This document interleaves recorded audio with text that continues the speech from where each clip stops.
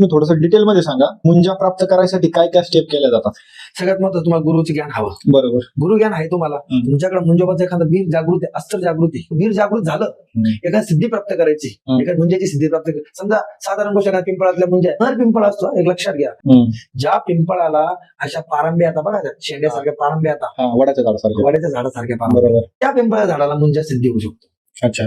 तर त्यासाठी तुम्हाला वीर जागृत हवी पाहिजे. मग ते जागृत करायचे तुम्हाला, त्याची फांटी आणि पारंब्या आहे ना, ते तुम्हाला आहे ना, त्याला आमंत्रण द्यावं लागतं सगळं. एखादं आता ते माझं वीर जागृती, त्या वीर जागृत झालेलं वीर आहे, त्यांना मी तिथं त्याची रात्री जाऊन आराधना करणार. रात्री 12 वाजता ते नग्न अवस्थेत तिथं जाऊन मला त्याचे ते जागृत करायला आमंत्रण द्यावं लागणार. आमंत्रण दिलं लगेच तुम्ही ती फांटी तोडू शकत नाही. एक दिवस पहिले तुम्ही आमंत्रण दिले, दुसऱ्या दिवस सेम टाइम ज्या वेळेला तुम्ही आमंत्रण दिलं होतं त्या वेळेला तिथं जाणे वापस नग्न अवस्थेमध्ये तुम्हाला त्याची ती फांटी आहे ना आणि ते जे पारंब्या आहे ना ते तोडून आणणे, अशा ठिकाणी आणणे जिथं तुम्हाला कोणाचाच नाही का डिस्टर्ब होणार नाही, कोणी तुम्हाला अडू शकत नाही, अशा एका बंद रूम मध्ये, बंद घरामध्ये ती गोष्ट तुम्हाला आणणे तिथं.